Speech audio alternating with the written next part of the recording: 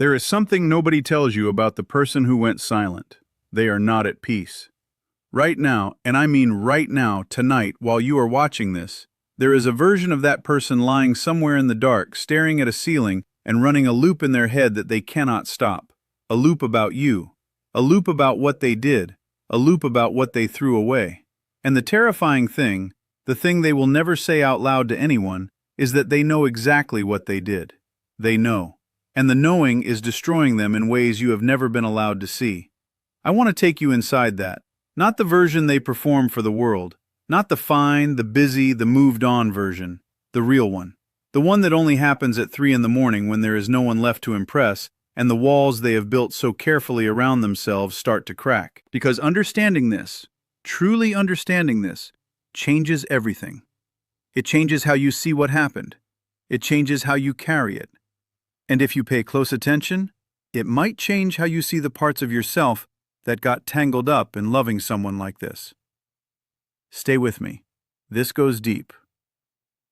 Let me tell you about something called the freeze-flee response.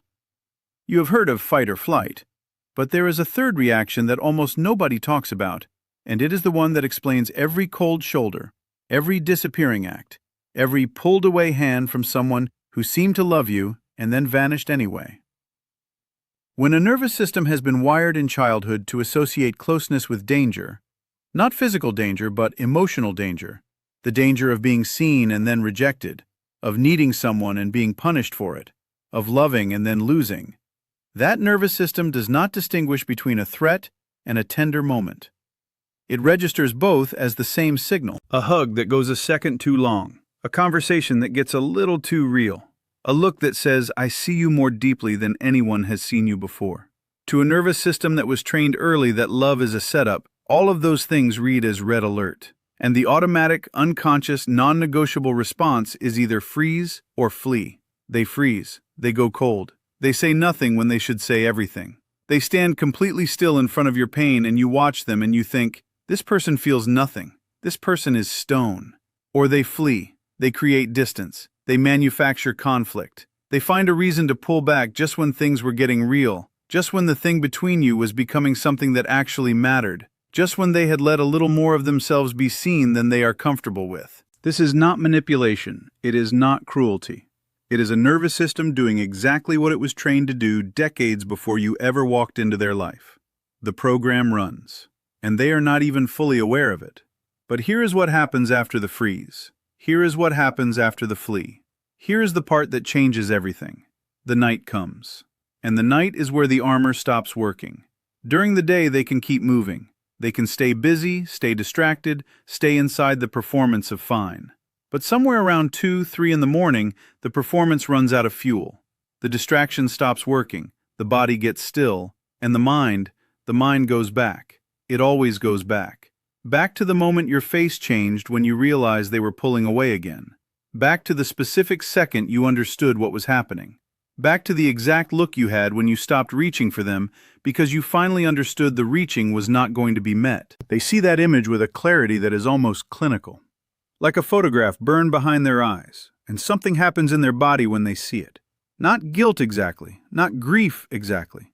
Something older than both of those things. Something that does not have a clean English word. Something that feels like standing in a place you used to love after someone has taken everything out of it. Just walls. Just empty space where something was. And they know they are the one who emptied it. Here is what they are thinking about, the specific things. Not the grand relationship narrative, the tiny moments.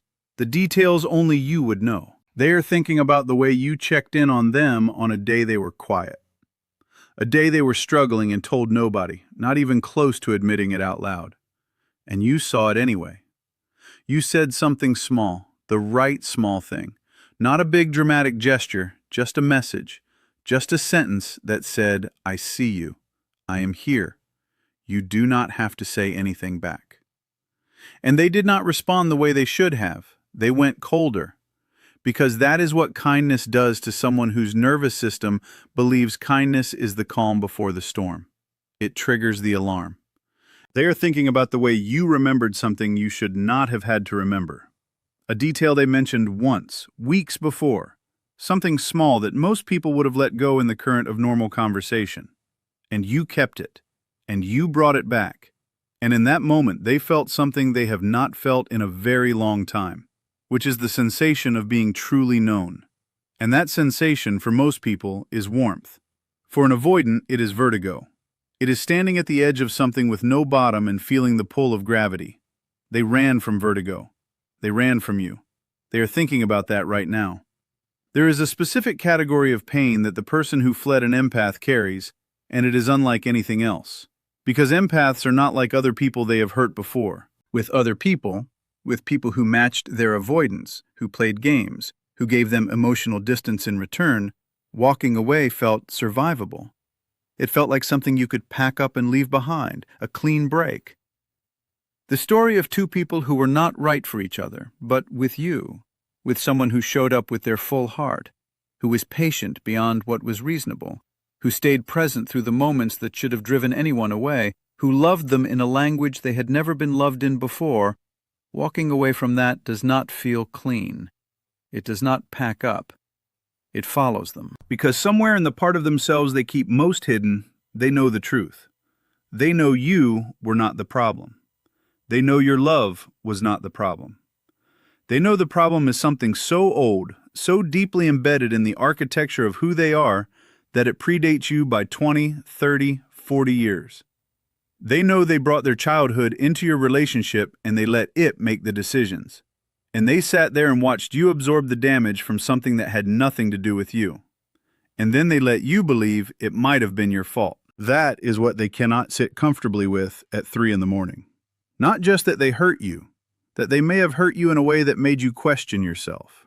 That the withdrawal, the coldness, the walls, they know what that does to someone who leads with empathy. They know that an empath does not just sit with the loss of the relationship. They go looking for what they missed, what they did wrong, what they could have been or done differently that might have changed the outcome. You probably wondered if you loved too much, or the wrong way, or at the wrong time.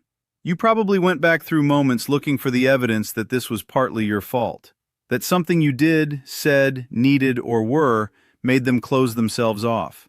And it was never that. It was never you. They know this at 3 in the morning. And knowing it and not being able to tell you, that specific helplessness, that specific silence, is its own form of suffering. Let me tell you what is happening in their body right now, because this is where behavioral science gets really interesting. When someone with avoidant attachment loses a significant relationship, particularly a relationship with someone who is genuinely good for them, the nervous system does something counterintuitive. It does not relax into the familiar comfort of distance. It goes into a low-grade state of activation that researchers call hypervigilant grief. It is not the clean, heavy, weeping grief that empaths feel. It is more like static, constant background noise, a feeling that something is wrong that they cannot locate or fix, an alertness without an object. Their sleep architecture literally changes. Slow-wave sleep, the deep, restorative kind, gets disrupted. They wake at strange hours. They lie in a state between sleep and waking that is not restful. Their body is grieving in the language their body knows, which is tension and vigilance rather than tears, which means they are suffering in a form that nobody around them can see, including them. They do not always register it as grief. They register it as restlessness, as irritability, as the vague sense that something is missing that they cannot name to anyone who asks. You named it. You are the thing that is missing. But naming it would mean opening the door they closed, and they are not ready for what is behind that door. They have written the message, multiple drafts of it, in their head, on their phone, typed and deleted. The version that says, "I am sorry." The version that says, "I have been thinking about you." The version that tries to explain the walls, the silence, the way they froze when what you needed most was for them to move toward you. They have not sent it. And here is why, and this is important. Not sending it is not indifference. Not sending it is them holding two things at once that are almost too heavy to carry simultaneously. The first thing is guilt. Real, grinding, specific guilt about what they did to you. The second thing is honesty. Honest enough with themselves to know that sending the message right now would be about relieving their own discomfort, not about your healing. that reaching back into your life at this stage without having done the real internal work would not be love. It would be a pattern repeating. Get scared, disappear, then pull you back in when the distance became unbearable, only to go cold again the next time closeness threatened to overwhelm them. Some part of them, the most awake, most honest part, the part that only speaks at 3 in the morning, knows that the most loving thing they have done, maybe one of the only truly loving things they have done in this whole situation, is not pulling you back into something they have not yet become capable of. That silence is not nothing. That silence is complicated. It does not make the silence hurt less for you, I know that, but it is not nothing. Here is what they are sitting with that they have never sat with before, not quite like this. They are sitting with the pattern. Not just what happened with you, all of it, the person before you, the one before that, the moments across their entire history where connection went to a certain depth and then something in them pulled the emergency brake. The moment of intimacy that suddenly required distance. The person who finally got close enough to actually know them and woke up one day to find a different, cooler, less available version of the person they thought they knew. The pattern has a shape. They can see the shape now in the dark. And seeing the shape is different from just living inside it. They think about what it cost them. Not abstractly, specifically. In real people, real moments, real loss. They think about the version of their life where the pattern had not been running, where they had gone to therapy 10 years earlier, where someone in their childhood had taught them that needing people is not dangerous, that being known does not mean being controlled, that love is not a prelude to abandonment. They think about who they might have been. They think about whether it is too late to become that person. The answer, and I want to say this carefully because it matters, the answer is no. It is not too late. The nervous system is more plastic than we were taught to believe. Attachment patterns are not life sentences. There is documented, rigorous evidence that people with deeply avoidant patterns who engage in genuine, sustained therapeutic work change in ways that are measurable and lasting. Not overnight, not linearly, but real. The 3 in the morning is not the end of the story. For some of them, it is the beginning of the next chapter. But here's what I need you to hear if you are the one who loved them. Your life cannot be held in suspension waiting to see which kind of 3 in the morning they had. You do not get to wait in the lobby of their healing. You are not a supporting character in the story of their growth. You are the main character of your own story. And your story needs you present, needs you forward-moving, needs you in it. What happened to you was not a reflection of your worth. The withdrawal was not a verdict on your love. The coldness was not proof that you are too much or not enough, or that something about how you love is fundamentally broken. You loved someone who could not receive it. You walked into a room and tried to fill it with warmth, and the person in that room had a faulty wire between feeling warmth and tolerating it. That is a tragedy. It is not a failure on your part. What you need to do now is specific. Stop reprocessing the relationship looking for the thing you did wrong, because you will not find it. You will only invent it. Stop measuring your worth by the response someone else had to your love. Start directing the enormous capacity for connection that you carry toward people who have the capacity to meet it. And here's the thing about empaths that I have observed consistently. You are not attracted to avoidance by accident. There is a pattern in you, too. A familiarity with emotional unavailability that reads as normal because it echoes something from before, something early. Something that told you that love is something you work for, something you earn, something that requires you to be patient and patient and patient until eventually the walls come down. The walls do not always come down. Some walls were built too well, too early, too thick. Your job is not to be patient enough. Your job is to find someone whose walls came down before they met you. I want to say something to the person who is listening to this and recognizing themselves as the one who hurt someone like this. Because you are here too. I know you are. You are not the villain in this story, even though there are moments when the role you played looked villainous from the outside. You are not cold, even though you performed cold so convincingly that the people who needed your warmth the most believed it. You are not incapable of love. You are capable of love in a way that is almost painfully intense. which is exactly why you have built such an elaborate system to avoid it. The system worked. It protected you. It also broke people. Both of those things are true simultaneously.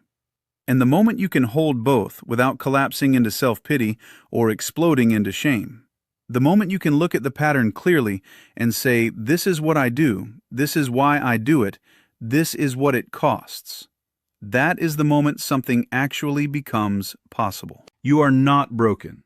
You are not condemned to repeat this. You are a nervous system that learned the wrong lessons very early, and nervous systems can learn new ones. The brain is not fixed. The patterns are not permanent. The capacity for genuine intimacy that you have been defending against your entire life, it is still in there. It has always been in there. That is why the 3 in the morning is so brutal, because somewhere in you, something knows exactly what it is missing. Get help. Not because you are defective, because the work of rewiring an attachment system is too complex, too layered, too prone to backsliding to do alone. A therapist who understands attachment is not a luxury. For someone with your particular history, it is the difference between this loop continuing for another decade or this loop finally being interrupted. The person you hurt deserves someone who has done that work. Whether or not that ends up being you, they deserve it. Make yourself capable of being that person. For them, yes, but mostly for yourself. Because you are exhausted. 3 in the morning is evidence. Your nervous system has been working overtime for years, keeping you safe from the very thing you want most. It is time to rest from that. 3 in the morning ends. It always ends. The light comes back through the edges of things. The body eventually concedes to sleep, even an uncomfortable, shallow, unsatisfying sleep. And then there is a morning. And the morning requires a face and a performance and a forward momentum that feels completely disconnected from everything that moved through the night. But the night happened. And here is the thing about the things that move through you at 3 in the morning. They do not fully leave. They go underground. They deposit something. A sediment of feeling that slowly, over time, shifts the landscape of a person just slightly. Not enough to see on any given day. Enough to shift direction by 1 degree over months and years. Change does not look like a lightning bolt. It looks like a series of 3 in the mornings that finally become too heavy to carry back underground every time the sun comes up. It looks like someone who has packed their pain down 100 times, finally deciding not to pack it down one more time. Finally deciding to let it be seen by someone trained to help them carry it. It looks quiet from the outside, almost invisible. But it is the heaviest, most important work a human being can do.